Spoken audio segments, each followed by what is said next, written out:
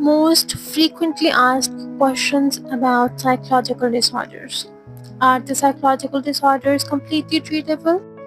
If yes, then how can we treat those psychological disorders?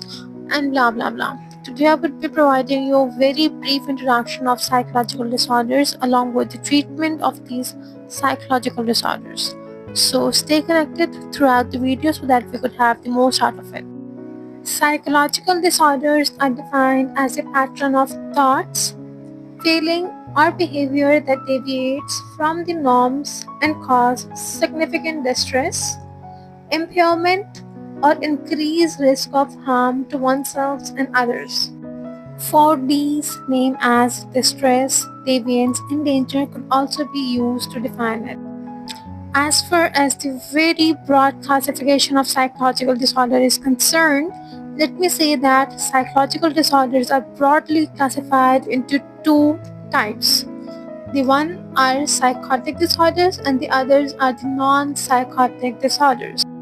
The type of psychological disorders that does not cause detachment from the reality are basically called as non-psychotic disorders, whereas the psychological disorders that cause the individual to detach from the reality and to live into his or her delusional world are named as the psychotic disorders.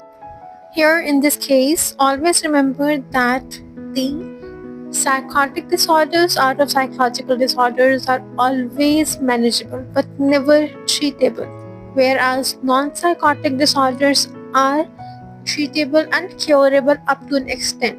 But if they are not given a treatment at the right time, then they may lead to or they may transform to psychotic disorders and may become manageable as the time passes but couldn't be treated.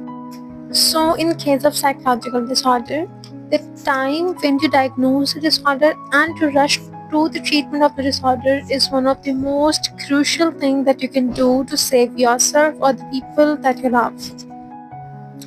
As far as the example of psychotic and non-psychotic disorders is concerned, let me mention that schizophrenia, along with schizoaffective, pre-psychotic disorders, psychotic disorder, delusion disorders, all of them are the psychotic disorders that break the correction of an individual from the reality. Whereas the non-psychotic disorders, there we have anxiety disorders, mood disorders, along with personality disorders and so on. So now let me mention that why psychotic disorders are manageable and non-psychotic disorders are curable. In case of psychotic disorders, we are supposed to use certain sort of medicines.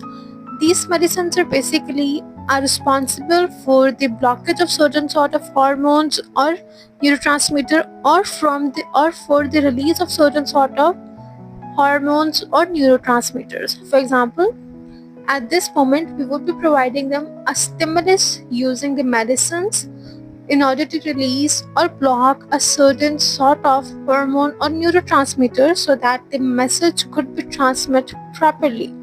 So in this case, we would be stopping the psychotic symptoms or psychotic behavior by controlling the individual hormones. Thus, in this case, the release and blockage of the hormones or neurotransmitter is now dependent upon the medicine. Whenever a person leaves the medicine vanishes out of the blood not immediately but after a certain period of time due to the half-life that a medicine has. The psychological medicines can stay into the blood of an individual from a day to several years, such as 2 to 3 years, before it completely vanishes from the individual. It is because that you can see that immediately after leaving a medicine, a person does not develop the symptoms, but after a certain period of time he come back with those same symptoms with a severity. It is because the medicine has been vanished completely throughout his or her blood. Whereas in case of non-psychotic disorders, the medicines are not given to the individual and it is preferred to treat the individuals using the therapy sessions.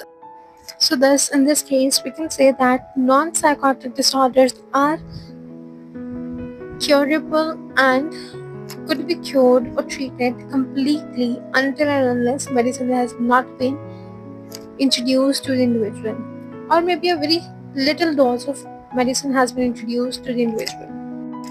This was the complete introduction of the psychotic disorders along with the types of very broad types of psychotic disorders. I hope you understand it. And if you understand it, then make sure that you people like, share, subscribe the videos, and do mention inside the comments about your reaction about the videos. In the next video of this series, I would be discussing the classification of the medicines that has been used for the psychotic patients and along with their reactions. So stay connected and subscribe the channel so that you could have the video ahead.